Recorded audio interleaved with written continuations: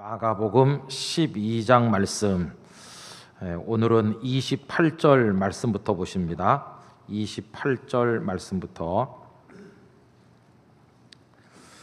34절까지 한 절씩 교독하실 때 하나님의 음성을 들으시기를 기원합니다.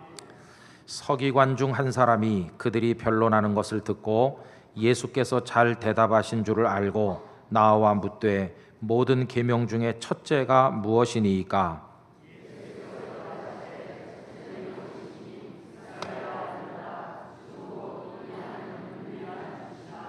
내 마음을 다하고 목숨을 다하고 뜻을 다하고 힘을 다하여 주 너의 하나님을 사랑하라 하신 것이요.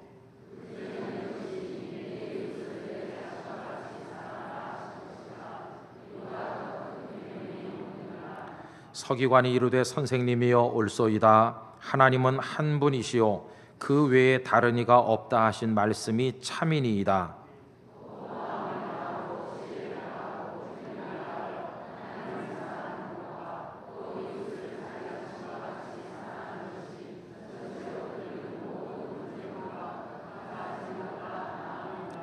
같이 읽겠습니다. 예수께서 그가 지혜 있게 대답함을 보시고 이르시되 내가 하나님의 나라에서 멀지 않도다 하시니 그 후에 감히 묻는 자가 없더라. 아멘.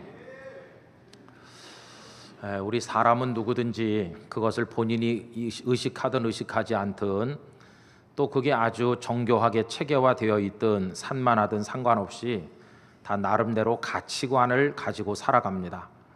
이 가치관은 우리 의식 속에 깊이 배어 있어서 어떤 말과 행동이 있을 때 거기 배어나도록 되어 있습니다. 여러분, 가치관 그러면 상당히 철학적인 개념처럼 여겨지지만 아주 단순한 것입니다. 우리가 세상을 살면서 무엇이 옳은지, 무엇이 우선돼야 되는지, 무엇이 더 중요한지 등을 판단하는 나름대로의 기준을 가리켜서 가치관이라 이렇게 말할 수 있습니다. 여러분, 우리 땅끝 가족 여러분들에게 가치관이 무엇입니까? 이렇게 질문한다면 우리 교우님들은 어떻게 대답하시겠어요? 여러분들에게 가장 소중한 것은 무엇이라고 대답하시겠습니까? 여러분의 인생을 끌고 나가는 어떤 결정적인 중요한 것을 무엇이라고 여기시면서 살아가고 계십니까? 옛날 분들도 나름대로 중요하게 여기는 것이 있었습니다. 예를 들면 그리스의 철학자인 플라톤은 네 가지 덕, 소위 사주덕이라고 하는 걸 이야기했는데 지혜, 용기, 절제, 그리고 이 세 가지가 모아서 이루어지는 정의, 이렇게 해가지고 네 가지를 사주덕이라고 그랬습니다. 그러다가 나중에 중세 때 오면 거기다가 성경의 세 가지 같이 믿음, 소망, 사랑 이 세 가지를 더해서 전부 7가지 7주덕을 가르치기도 했습니다. 우리 조선을 놓고 얘기해 보면 유교를 근간으로 한 조선 사회의 최고의 가치는 뭐니 해도 충과 효였습니다. 물론 효를 가리켜서 100가지 행동의 근본이라고 말했지만 효보다 조금 더 위에 있는 개념이 충이 아니었나 생각이 듭니다. 여러분, 어떤 젊은이가 임금에게 충을 다하기 위해서 전쟁터에 나가서 전사를 하면 그 아버지는 아들이 불효했다고 생각하는 것이 아니라 임금께 충을 다하다 죽었기 때문에 내 아들은 내게 효를 다했다, 이렇게 여기던 것이 우리 이씨 조선 500년의 모습이었습니다. 여러분, 이 가치관이 시대에 따라서 조금씩은 달라질 수도 있고 하지만 분명한 한 가지는 한 개인, 가정, 사회, 국가 건강한 가치관을 토대로 할 때 바르게 세워질 수 있다는 것만은 틀림없는 사실입니다. 이것이 전도 현상이 일어나서 중요한 것이 하찮은 대접을 받고 하찮은 것들이 소중하게 여겨지는 혼란이 오게 되면 이 세상은 그 순간 무너지게 될 것입니다. 여러분, 이미 우리 사회는 그런 가치 전도 속으로 들어가고 있다고 생각이 듭니다만 영국의 캔터베리 대주교인 윌리엄 템플이 이런 얘기를 했습니다. 이 세상은 어떤 장난기 많은 사람이 큰 상점에 들어가서 밤 동안에 가격표를 모두 옮겨 붙인 것과 같다고 얘기했습니다. 값비싼 물건에 값싼 가격표를 붙이고 아주 싸구려 물건에 아주 값이 높도록 가격표를 붙여놨다는 것입니다. 여러분, 그런 가게가 아침에 문을 열면 어떤 일이 벌어지겠습니까? 일대 혼란이 벌어질 것입니다. 아주 비싼 물건을 거기 붙어있는 싼 정가를 내고 사가는 사람이 있을 것이고, 반대로 싸구려 물건임에도 붙어있는 가격표가 비싸기 때문에 엄청난 돈을 내고 사야 되는 믿지 못할 혼란이 벌어지게 되지 않겠습니까? 근데 지금 우리 사회가 이미 그렇게 돼 있다고 볼 수 있습니다. 오래오래 소중하게 간직했던 가치들이 땅에 밟히는 경우를 많이 보고 있습니다. 그런가 하면 없는 게 차라리 더 유리할, 있으나 마나한 것들을 위해서 목숨을 거는 사람들도 많이 있습니다. 그러다 보니까 우리는 사소한 것에 목숨을 건다, 이런 책들도 나온 게 아니겠습니까? 여러분, 오늘 읽은 12장 28절부터의 말씀은 이 가치관의 문제와 직접 연결된 내용이라고 할 수 있습니다. 어느 날 한 서기관이 예수님께 나와서 질문을 해요. 근데 우리 앞전에 생각했던 말씀을 떠올려 보시면 바리새인들과 헤롯 당이 먼저 와서 세금 문제로 예수님께 시험을 했지 않았습니까? 그리고는 사두개인들이 와서 부활의 문제를 가지고 예수님께 또 질문을 했는데, 그들 다 선한 동기에서 온 것이 아니라 예수님을 올무에 걸기 위한 악한 동기로 예수님께 왔던 것입니다. 그러나 우리 예수님은 사람의 생각 안에 갇혀 계시는 그런 분이 아니셨습니다. 위대하신 예수님, 놀라운 지혜로 상상도 못할 대답을 통해 그들을 꼼짝 못하게 하셨고, 질문하러 왔던 그들은 오히려 그 주님의 놀라우신 모습 앞에 감탄할 수밖에 없었습니다. 그런데 그 일련의 여러 이야기들을 옆에서 듣고 서 있던 한 서기관이 오늘 본문에 등장하는 것입니다. 그리고 그 사람도 예수님께 한 가지 질문을 하게 되었는데요. 오늘 본문 28절을 다시 보시기 바랍니다. 서기관 중 한 사람이 그들이 변론하는 것을 듣고 예수께서 잘 대답하신 줄을 알고 나와 묻되 모든 계명 중에 첫째가 무엇이니까? 이렇게 하였습니다. 여러분, 여기서 참고로 서기관이 어떤 사람인가를 좀 알아둘 필요가 있죠. 복음서에 보면 서기관이 많이 등장하지 않습니까? 이 서기관이라고 번역된 헬라어 단어는 그람마투스라고 하는데, 문자대로 번역하면 글자를 옮겨 베끼는 사람이라는 뜻입니다. 옛날에는 인쇄술이 없어서 원본을 놓고 한 글자 한 글자 누군가는 옮겨 베껴 써야만 했습니다. 그 일을 했던 사람들이 서기관입니다. 이스라엘이 왕정 시대를 살아갈 때, 북왕국 이스라엘, 남왕국 유다 이렇게 왕들이 계속 있을 때 궁궐에는 서기관들이 있었습니다.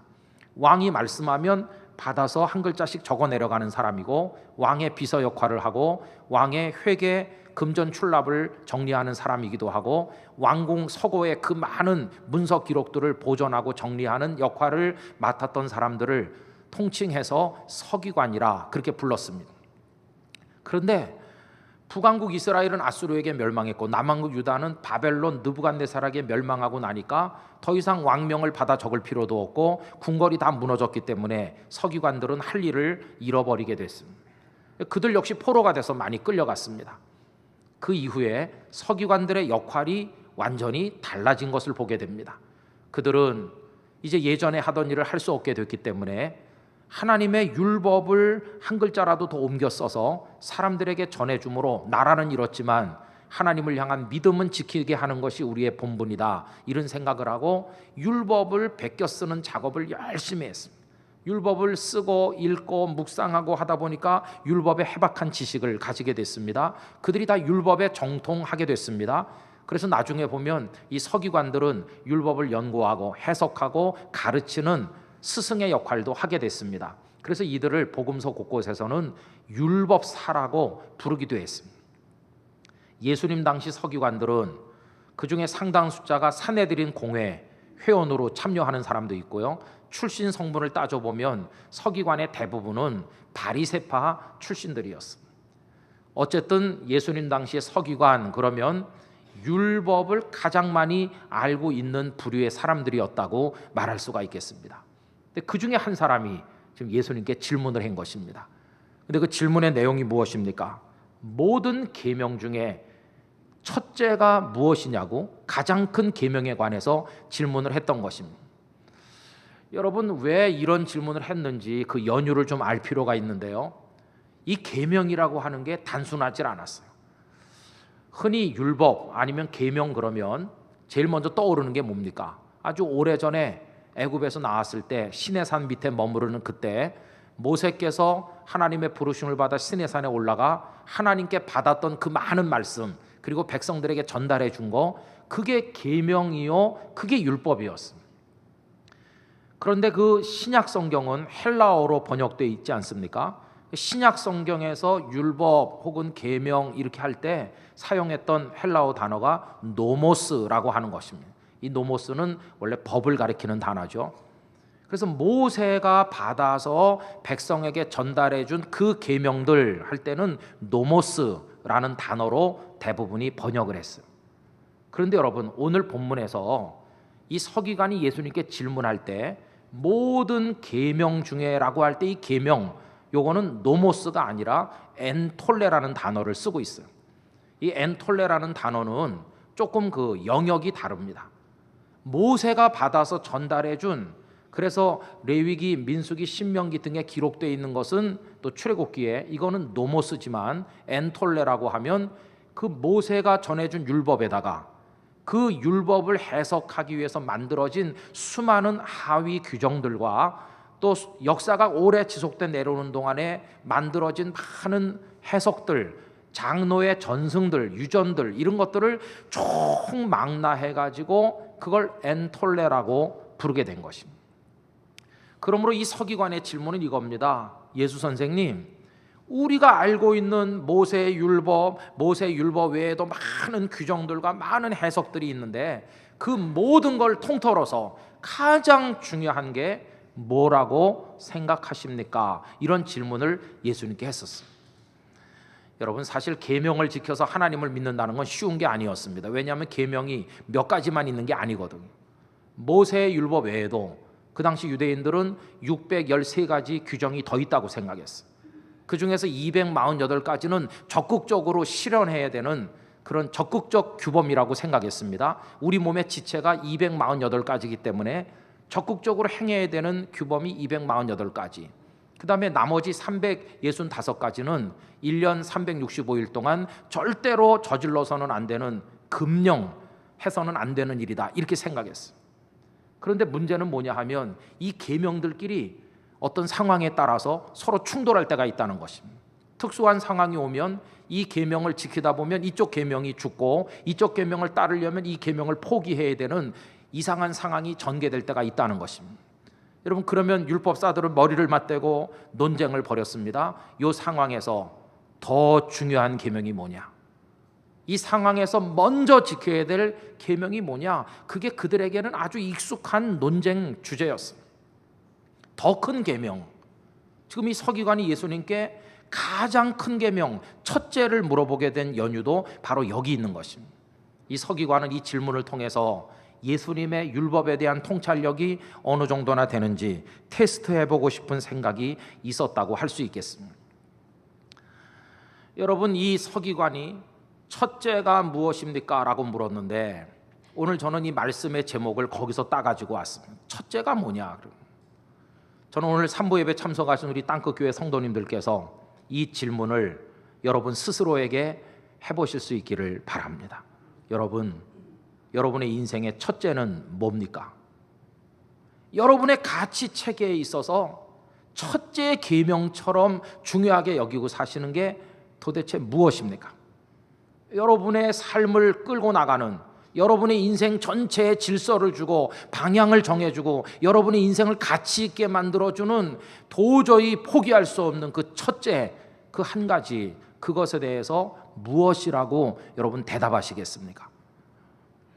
이 질문에 대해서 어떤 대답을 하는지에 따라 그 사람의 인생의 모습을 가늠할 수 있고 그 사람의 믿음의 칼날을 우리가 짐작해 볼 수 있고 앞으로 그 사람의 미래가 어떻게 전개될 것인지를 우리가 예측해 볼 수 있을 것입니다. 그 사람은 무엇을 첫째로 여기며 사는가?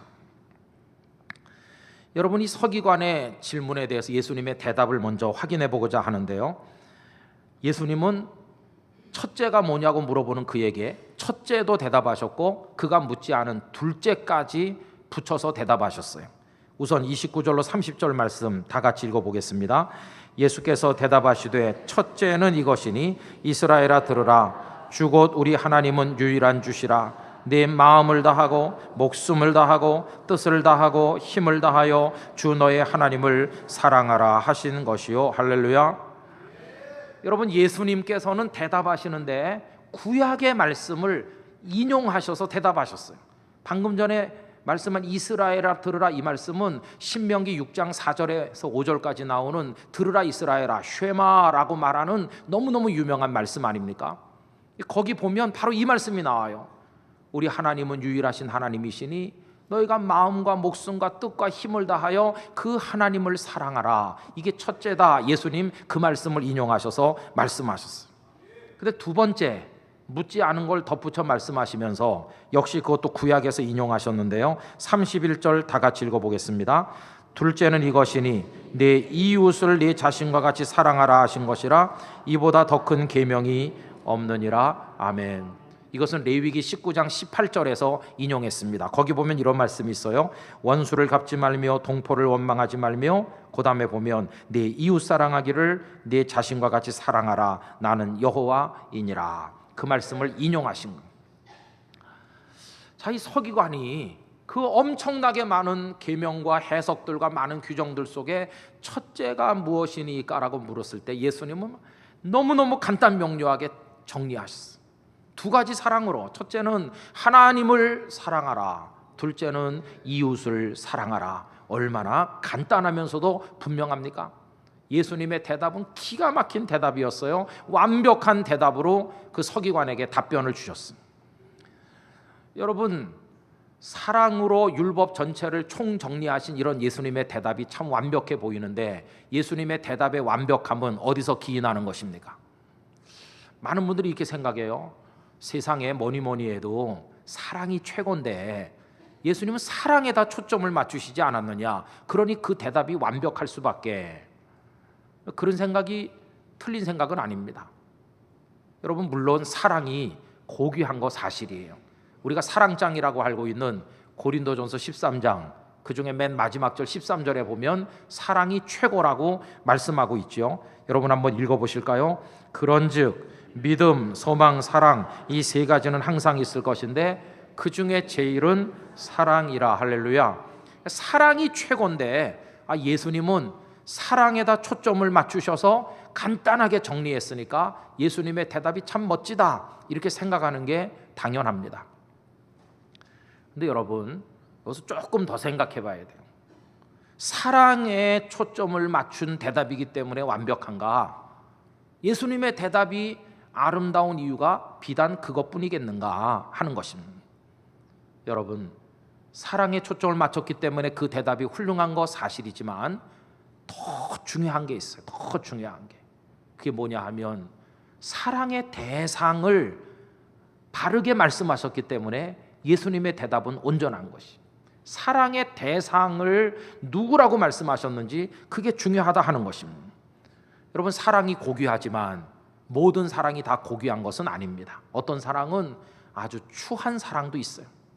사랑은 언제 완성되는가? 그 뜨거움과 열정으로 완성되는 게 아니라 누구를 향한 사랑인가에 따라서 완성되기도 하고 그렇지 못하기도 한 것입니다.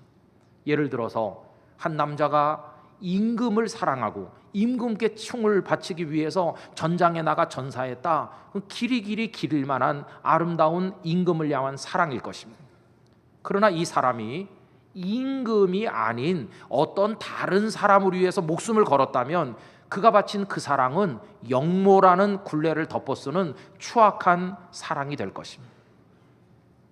어떤 여인이 남편에게 사랑을 끝까지 바쳤다면, 남편이 어려운 지경에 떨어지고 힘들어도 그 남편을 위해서 정절을 지키고 사랑을 베풀었다면 그 여인의 사랑을 지고지순하다고 말할 것입니다. 그러나 만약에 그 여인이 비록 뜨거운 사랑이라고 하더라도 남편이 아닌 어떤 다른 남자를 향해 베푼 사랑이었다면 그거는 불륜이라고 하는 수치스러운 사랑이 되는 거 아니겠습니까?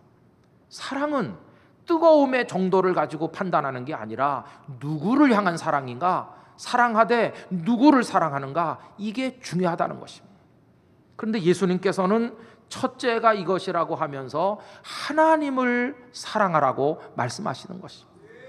하나님을 사랑하라고 하기 때문에 그 대답이 기가 막힌 대답이 되신 것이에요. 여러분, 하나님을 사랑하라고 그 신명기 6장 4절에서 5절 모세가 백성들에게 전했던 말을 예수님이 지금 인용하신 건데요, 수천 년 전으로 거슬러 올라가 보세요. 지금 광야를 거의 다 지나서 요단강이 저만치 보이는 모압 평지에 그들이 앉아 있습니다. 조금 있으면 요단강을 건너 가나안으로 들어갈 무렵입니다. 그러나 이제 모세는 120세가 되었고 하나님의 부르심을 받을 때가 다가왔습니다. 모세는 마지막 힘을 다해서 그 사랑하는 동족들에게 하나님의 말씀을 다시 한번 역설하고 있습니다. 그때 모세가 말한다고 생각해 보세요. 한번 상상해 보세요. 그 턱수염이 허연 모세가 그 백성들을 향해 들으라 이스라엘아, 우리 하나님 여호와는 유일한 주님이시니 이렇게 말할 때, 우리 하나님 이렇게 말할 때 모세의 가슴에 사무치는 하나님은 누구이시며 그걸 듣고 있는 백성들의 마음속에 하나님이라고 할 때 떠오르는 분은 누구이시겠어요? 모세의 마음속에 떠올리는 하나님이나 그 말을 듣고 앉아있는 그 많은 백성들의 마음속에 떠오르는 하나님은 동일한 하나님이셨어요. 그 하나님, 그들 모두가 알고 있는 하나님, 다른 어떤 존재도 그분을 대신할 수 없는 대체자가 없으신 한 분밖에 없으신 바로 그 하나님, 그 하나님을 그들이 지금 가슴속으로 생각하는 것이. 여러분, 모세에게 그 하나님은 어떤 분이십니까? 미디안 광야 모래바람 속에서 세상으로부터 잊혀졌지만 그분은 그를 잊지 않으시고 찾아오셔서 떨기나무 불꽃 가운데서 그를 부르시고 사명을 주셔서 바로 왕에게 보내 동족을 건지도록 하시고 언제나 그에게 함께 하셔서 그를 들어 써주신 바로 그 하나님이 모세가 지금 이야기하는 그 하나님이셨어요. 또 듣는 백성들에게 하나님 어떤 분이십니까? 일찍이 오래전 그들의 조상 아브라함과 이삭과 야곱에게 젖과 꿀이 흐르는 땅을 약속하신 바로 그 하나님, 우리 조상들이 그 하나님 한 분만을 바라보면서 나그네 길도 마다하지 않고 따라다녔던 그 삶의 원동력이 되셨던 바로 그분, 그리고 애굽의 고통에서 건져주신 구원자 바로 그분이셨습니다. 하나님은 그들에게 구원자이시기만 한 것이 아니라 공급자이기도 했습니다. 광야에서 그들이 굶지 않도록 40년 동안 만나와 메추라기를 끊임없이 공급해 주신 우리의 공급자이시다. 그분은 보호자였습니다. 구름 기둥과 불 기둥으로 낮이든 밤이든 불꽃 같은 눈으로 그들을 지키시고 보호해 주신 그들의 보호자이셨습니다. 그분은 그들의 인도자이기도 했습니다. 어디로 가야 될지 방향을 조차 가늠하지 못하는 그들에게 쉴 곳을 찾아주시고 다시 출발할 방향이 어딘지 먼저 가시며 그들을 이끌어 가신 인도자이셨습니다. 뿐만 아니라 하나님은 그들에게 미래였습니다. 요단강을 건너게 하실 분, 가나안 땅을 얻게 하실 분, 가나안 땅에서 포도나무 그늘에서 살게 하실 미래를 책임져 주실 여호와 하나님, 그 하나님을 그 백성들은 마음속으로 떠올리고 있었던 것입니다. 지금 모세는 그 하나님이 아닌 어떤 다른 존재를 사랑하자고 말하는 게 아니었습니다. 내가 알고 너희들이 알고 우리 이스라엘 모두가 아는, 우리가 잊을래야 잊을 수 없는, 우리를 여기까지 인도하신 바로 그 하나님을 너희들의 마음을 다하고 목숨을 다하고 힘을 다하고 뜻을 다해 사랑하자 이렇게 말할 때 백성의 마음속에 확 끓어오르는 게 있는 것입니다. 그렇지, 그 하나님을 누가 대신하겠나? 바알이, 아세라가 무엇이 대신하겠는가? 우리에게 그분 하나님 한 분밖에 없으시다. 그분이 아니면 우리를 인도해 갈 분이 없고, 그분밖에는 우리의 찬양을 받으실 분이 없고, 그분만이 우리가 사랑해야 될 유일한 하나님이십니다. 백성들이 마음으로부터 박수갈채를 보내고, 그렇습니다, 하나님을 사랑하라는 이 계명보다 더 위대한 계명은 없습니다. 그게 백성들이 느끼는 우리 하나님이라는 말이 가져다주는 감동이었어. 감동. 우리 하나님이시지, 그분은 한 분밖에 없는 우리들의 하나님이시지. 여러분, 왜 이웃을 사랑하라는 말씀이 여기 덩달아 나왔을까요? 이건 첫째가 있기 때문에 둘째가 당연히 나오는 것이죠. 하나님께서, 그 하나님께서 원하시는 게 바로 그것이었으므로 서로 사랑하며 사는 것. 만약에 그 하나님이 그들의 가슴속에 계시지 않다면, 그 하나님을 사랑하지 않는다면 두 번째 계명도 존재할 필요가 없는 거 아니겠어요? 결국 오늘 예수님의 이 말씀은 하나님을 사랑하라는 데 초점이 맞춰져 있는 것이었어요. 하나님을, 다른 존재가 아닌 하나님을. 그때 듣는 성도들의 마음에 뜨거움이 치밀어 오르는, 그 백성들의 마음이 불같이 달아오른 이유는 그 하나님을 그들이 가슴속에 최고의 존재로 공유하고 모시고 있었기 때문인 것입니다.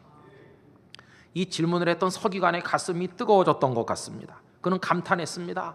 예수님의 대답을 들으면서 그렇지, 이거보다 더 큰 계명이 어디 있겠나.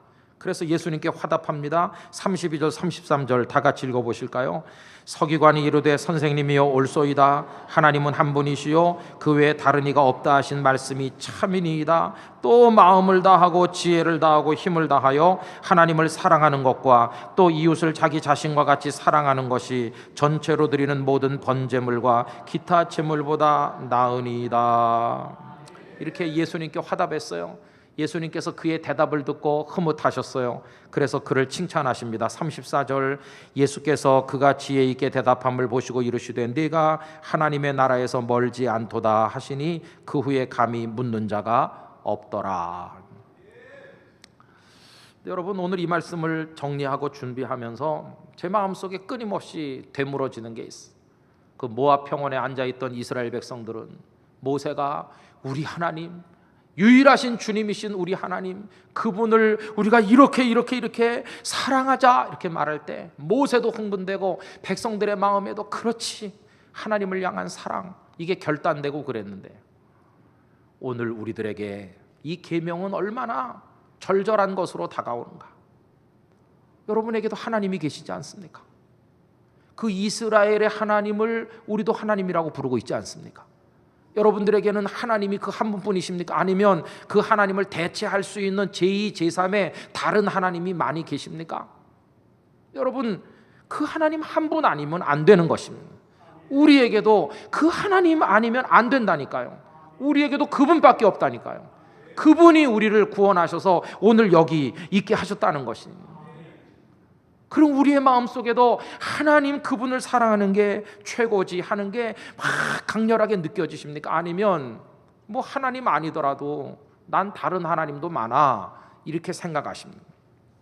여러분, 세상에는요 하나님을 사랑하라는 계명을 들으면 가슴이 뜨거워지고 이게 첫째 계명이라는데 아멘으로 화답하는 사람이 있는가 하면 어떤 사람은 그렇지 않은 사람 많습니다. 당신의 첫째 계명이 무엇입니까?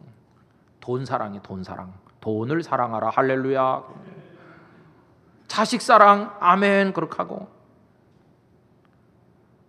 많죠. 뭐 거의 대부분이 다 그렇죠. 심지어는 하나님을 사랑하자고 말하는 저부터도 동의하는 여러분들도 실질적 현장에 가면 하나님을 사랑하라가 첫째가 되고 있나요? 그렇지 않은 경우가 너무 많아요. 하나님 저 뒤로 밀어냈어요. 하나님을 홀대해요. 하나님을 부스러기 대접하는 거예요. 그래서 시간이 남으면 예배드리고, 자투리 사랑이에요. 시간이 남으면 그 자투리 남은 거 가지고 이렇게 하고, 헌금도 뭐 쓰다 남으면 부스러기 사랑으로 하는 거고, 뭐 힘이 좀 남으면 뭐 주의 일을 좀 해볼까 이렇게 생각하고. 하나님은 첫째가 아니에요. 입으로만 첫째지 우리는 하나님을 너무 싸구려 취급해요. 하나님 섭섭하신 거예요. 왜냐하면 한 번도 하나님은 우리를 부스러기 취급하신 적이 없거든요. 여기 지금 마음을 다하고 목숨을 다하고 뜻을 다하고 힘을 다하여 이렇게 할 때 하나님께서 먼저 우리에게 그렇게 하셨다니까요. 어떻게 마음을 다하고 어떻게 뜻을 다하셨나요? 하나밖에 없는 독생자 예수님을 우리에게 주시기까지 하셨으니까 우리를 향한 하나님의 사랑이 그걸 다 하는 사랑이었어요. 그래서 여기 오신 예수님은 어떻게 우리를 사랑하셨나요? 목숨을 다하셔서 어떻게 십자가에 매달려 그 몸을 찢어 그 피를 쏟아 저와 여러분을 죄와 사망과 사탄에서 건지셨으니까 목숨을 다하는 사랑을 우리가 드리기 훨씬 전에 먼저 우리에게 주신 분이 우리 주님 아니십니까? 그분은 우리를 부스러기로 여겨신 적이 없으신데 우리는 그분을 저 뒤로 밀쳐내. 그래서 자투리 취급할 때가 많이 있는 것이. 이게 우리가 회개해야 될 문제입니다. 그 요한일서 4장 10절은 이렇게 말씀했어요. 사랑은 여기 있으니 우리가 하나님을 사랑한 것이 아니요 하나님이 우리를 사랑하사 우리 죄를 속하기 위하여 화목제물로 그 아들을 보내셨습니다. 우리가 하나님 사랑하기 전에요, 하나님께서 먼저 우리 사랑하셨어요. 요한일서 4장 19절, 우리가 사랑함은 그가 먼저 우리를 사랑하셨습니다. 우리가 그 사랑을 먼저 받았다니까요. 최고의 사랑을, 우리를 첫째로 여기시는 사랑을 이미 받았기 때문에 우리 하나님을 사랑하라, 이것이 첫째다 할 때 우리도 아멘 해야 되는 것이, 가슴이 뜨거워져야 되는 것이, 거기 응답해야 마땅한 것입니다. 하나님보다 더 사랑해야 될 첫째는 존재하지 않는 것입니다. 그것이 누구요 무엇일지라도. 부모님이 다 돌아가셔서 참 섭섭한 게 많은데요, 연세가 많아지시니까 기력이 다 떨어지고, 근데 기억력도 이렇게 좀 혼미해지잖아요. 저희 아버님 이제 100세 사시다 가실 때 그 끄트머리에는 기억력이 많이 감퇴되셨어요. 그래가지고 제가 이렇게 가서 뵈면 반가워하는 날도 있고 이렇게 쳐다보고 끝나는 날도 있거든요. 여러분, 연세 드신 부모님이 약해지는 걸 바라봐야 되는 자식의 아픔이 어떤 건지 다 아시잖아요. 아, 우리 아버지가 이제 나도 못 알아보나, 아들 얼굴도 못 알아보나, 참 마음이 그렇죠. 그럼 제가 그때 어떻게 기도할 수 있겠습니까? 하나님, 우리 아버지 아들 얼굴 잊지 않게 해주세요. 이렇게 기도할 수 있겠죠? 그럼 저는 그렇게 기도하지 않았어요. 그 대신 저는 이렇게 기도했어요. 하나님 아버지, 우리 아버님의 그 많던 기억이 다 사라지고 맨 마지막에 단 하나만을 기억하게 되는 상황이 온다면 저 같은 아들은 깨끗이 잊게 해주시고 그 마지막 남은 기억 하나를 하나님을 기억하게 도와주십시오. 하나님을 기억하게 해주세요. 나 같은 아들은 우리 아버지가 잊어도 저 섭섭하지 않습니다. 왜 그렇습니까? 그 아버지를 제가 천국으로 인도하는 게 아니잖아요. 제가 우리 아버님을 구원하는 게 아니잖아요. 우리 아버님을 구원하는 분은 오직 한 분, 우리 주님밖에 없잖아요. 그러니 나 같은 건 잊으셔야 되고 주님을 잊지 않으셔야 되는 거예요. 그때 주님과 아들 사이에서 우리 아버지가 선택해야 되는 건 아들이 아니고 주님이신 것이 주님. 저는 깨달았습니다. 자식보다도 주님을 더 사랑해야 되는 이유가 바로 여기 있는 것입니다. 여러분, 자식보다 주님을 더 사랑하라고 설교하면 많은 교우들이 떨떠름하실 거예요. 아니, 자식 잘 되게 하려고 내가 하나님 믿는 거지 뭐. 저 김 목사는 왜 저렇게 말하냐? 성경이 그렇게 말하니까요. 여러분, 저는 성경에 있는 대로 우리가 자식보다도 주님을 더 우선할 수 있게 되기를 부탁드립니다. 그게 말씀이 우리에게 요구하는 것이, 하나님도 자식보다 우리를 더 사랑해요. 하나님의 아들님 예수님을 십자가에 던지시고 우리를 구원했으니 하나님 먼저 그렇게 하시잖아요. 여러분, 여기 첫째가 무엇입니까? 첫째라고 번역된 헬라어가 프로토스인데 이 프로토스는 대단한 뜻입니다. 순서를 가지고 말할 때는 1번 맨 먼저 하는 게 프로토스입니다.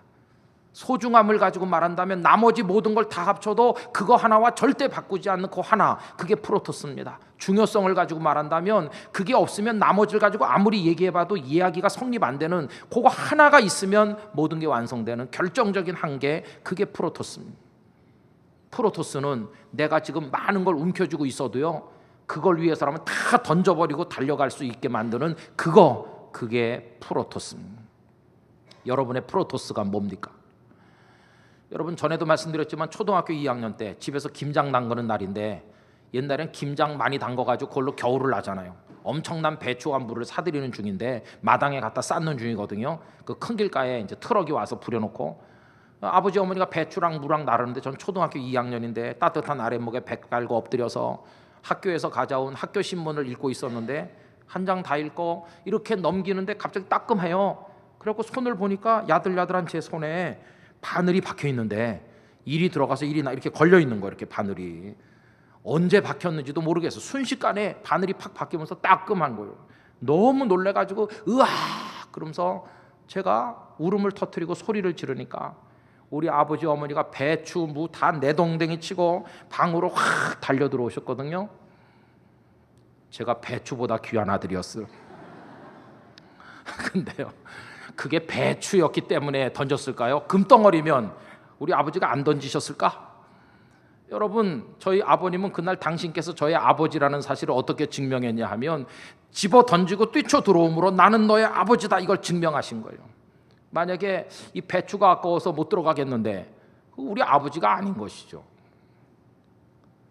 저와 여러분이 하나님의 사람임을 어떻게 증명할 수 있어요?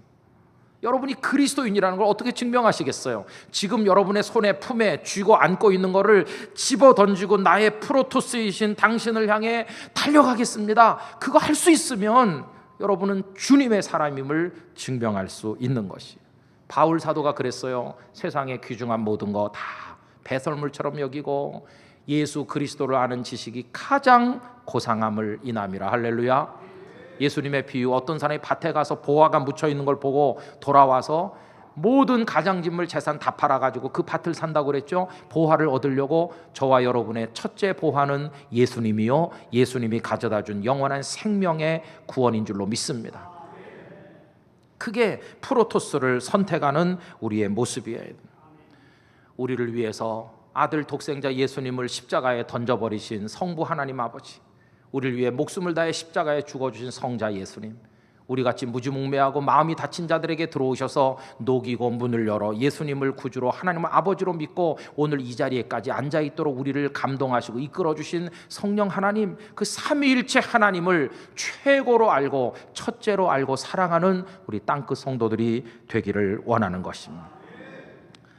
예수 가장 귀한 그 이름, 예수 언제나 기도 들으사, 오 예수 나의 손 잡아주시는 가장 귀한 그 이름. 가장 귀하다. 여러분 동의하십니까? 가장 귀한 나의 주님, 나의 전부이신 주님, 주님을 사랑하나이다. 그렇게 살아가실 때 우리의 삶에 주님의 그 사랑이 더 풍성하고 놀라운 은혜 가운데 들어가게 될 줄로 믿습니다. 그런 주님의 사람 되시기를 예수님의 이름으로 축원합니다. 다 같이 기도하겠습니다. 오 하나님 아버지, 죄송합니다. 주님을 저리로 밀쳐낼 때가 많았습니다. 용서해 주시기 원합니다. 주님을 첫째로 여기고 주님을 사랑함이 첫째 계명인 줄로 알고 주님을 향해 달려갈 수 있는 저희가 되게 하여 주시옵소서. 다 같이 한 목소리로 기도하겠습니다. 오 거룩하신 아버지 하나님, 이 시간에 이 말씀을 통해 깨닫고 권면을 받게 도와주신 것을 감사합니다. 아버지 하나님, 나 자신의 육체적인 쾌락과 인간의 욕망을 위해서 주님을 뒤로 밀어낼 때가 많았던 것을 용서하여 주시기를 원합니다. 주님이 없다면 우리에게 무엇이 남겠습니까? 주님은 최고이십니다. 우리 주님을 가장 사랑하고 으뜸으로 사랑하고 마지막까지 사랑하고 주님만 바라보며 나아가게 하여 주시옵소서. 아버지 하나님, 하나님 아버지를 사랑함이 첫째임을 알고 세상 그 무엇보다도 처음으로 마지막까지 가장 뜨겁게 사랑할 수 있게 하여 주시옵소서. 그렇게 할 때 우리에게 주어질 은혜 속에 복되고 아름다운 하나님의 자녀로 살아가게 하여 주시옵소서.